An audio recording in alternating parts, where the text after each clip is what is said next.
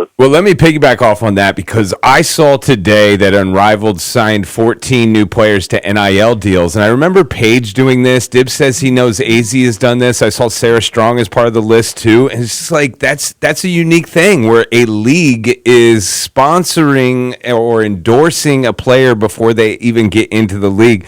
I don't really have a question for you. I just find that interesting and just what you think about Unrivaled, which is, some of your student athletes league that they have set up, and it's a good leveraging piece against the WNBA. But this is also in tune with the WNBA to get them to basically build their own brands and become stars in that league before they're actually in that league. Just like, what do you think of that kind of NIL that's coming from a league? Yeah, well, my take on it, Ben, is number one, they're trying to lock down the best players, or who they think are the best players, because they don't necessarily have a traditional draft like the WNBA. So, in my opinion, this is I don't have access to contracts that they're signing, but my guess is the individuals that are receiving NIL deals from Unrivaled are also committed to playing for them when they're done playing college basketball. So, look, I think it's a very creative, strategic, strategy on Unrivaled's part, because there are other options for these individuals eventually when they go pro, and this is a great way to get in front of that and lock people in before maybe others start thinking about it. So, good for them. And look, we're excited for Nafisa and Stewie and all the other people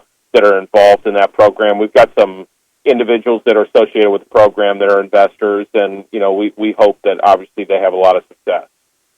Talking to David Benedict, our weekly hit with the athletic director from the University of Connecticut. I wanted to get back to Nafisa. I mean, she's really blossomed in the last couple of years. I mean, she was dominant when she was at Uconn, but she seems to be dominating at the pro level. And then, like you said, an entrepreneur now with Brianna Stewart starting their own league. I mean, it's really not just about building basketball players or athletes.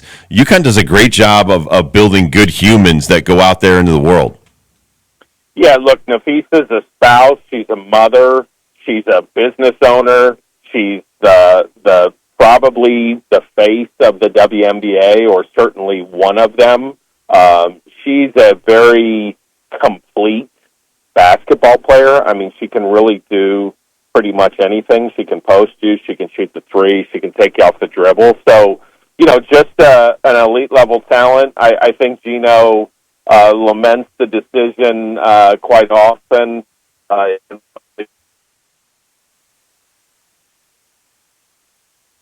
But, we always can look back and second-guess ourselves. But, no, she's been a star for a long time, and she's got a platform now that everyone is really getting to know just how special of an individual Nafisa Collier is. We are now 39 days, at least my count, and it depends on how you count the day or you don't count the day. 39 days away from football to kick off for Uconn versus CCSU, a 2 o'clock kickoff over there at the Rent. I was thinking about this last week. Is this the first time for this program to return their head coach, their offensive coordinator, and their defensive coordinator? I can't think of the last time that's happened. And just explain if I'm wrong on that and just how important that is for a program. Yeah, Ben, I don't think you are. I don't have all the lists in front of me, but I'm pretty sure that's an accurate statement. And, good for Coach Mora that he was able to retain both the coordinators, Coach Brock and Gordy, as we like to call them. They did a great job last year for being first-year coordinators at Uconn. Not that Coach Brock was not a previous coordinator, because he had served in that role previously. But, no, hey, continuity is the hallmark of championship programs. Well, obviously, we just got done talking about the women's program and how successful they are. Continuity has a lot to do with that. The fact that Stevie's been with Coach for 40 years is just, amazing. But, yeah, we're excited about it. Obviously have really high expectations going into this year. I don't know that the expectations were in the same place. I think last year people thought we could be good, but weren't necessarily counting on it. This year we're counting on winning a lot of games, and so that's going to be a different type of challenge going into the season where, I think we're going to expect to win games a lot more than we have in any previous year that I've been here. I know you're very busy. Have you been following the TBT and the Stars of Stores? They've moved into the round of 16. Ryan Boatwright's made another game-winning basket at the buzzer. Do you follow some of the former Uconn Stars and what they're doing now? Yeah, no, listen, we really appreciate Mark D'Amelio and his efforts to get those guys together and put a team in this event. I was aware and certainly saw it blow up on social media that, Boatwright hit another amazing, spectacular winner. And immediately, I'm getting hammered because he needs to be in the Ring of Honor example. And they win this tournament. That's another notch, man. Yeah. I'm not into deflecting responsibility, but I don't make the decisions on who goes on the wall. Nice. But I'm pretty certain that as we continue to go through all of the unbelievable basketball players, both on the men and women's side, that I have a sneaky suspicion that at some point in time, Mr. Boatwright is gonna be reviewed and probably be successful in having his name put up on the wall. But there's a process to that, and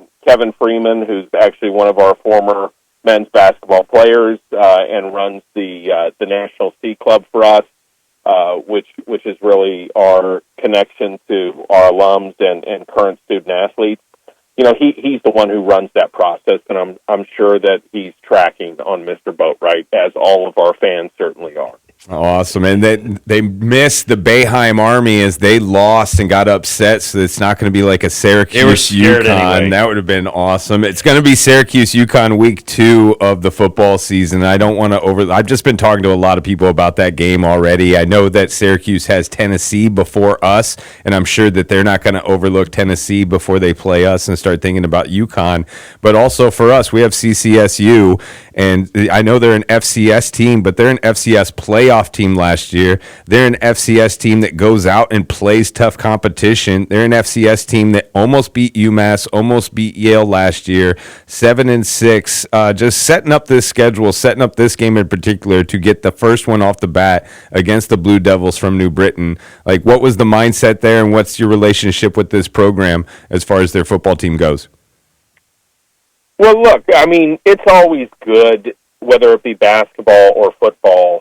These are what we refer to as guarantee games. So we're not obviously going to return this game and go play at CCSU in the future. So there's a compensation aspect where we pay CCSU to come play us, and it's good to keep the money in the state.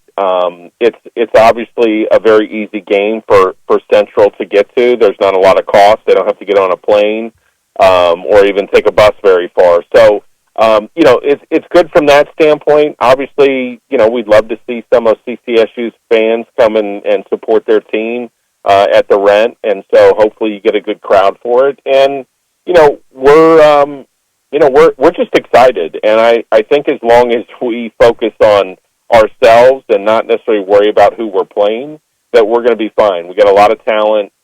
We returned 2 quarterbacks that both started several games. And so that's a unique position to be in. The quarterback position is so critical today, and really makes a difference on who wins every Saturday. So I like the fact that we've got depth at quarterback and experience. But no, hey, look, we got a lot of new guys. The fall camp is going to be really critical. But look, we're in a different position than we have been in previous years, where we've got enough talent to walk on a field, and if we take care of the things that we need to take care of and play sound football, then we certainly hope that we'll be successful, not just in week one, but most weekends we line up. I know Coach Moore is, really excited about the team and the future of this program. David, always great to catch up with you. I know you got a brand new doctor. She's the director of sports medicine, Dr. Allison Schaefer. So you're always hopping and popping, doing a bunch of different stuff all the time. We appreciate your time, bud. Thanks a lot, guys. Have a great rest of your week, and go Huskies. Awesome. Thank you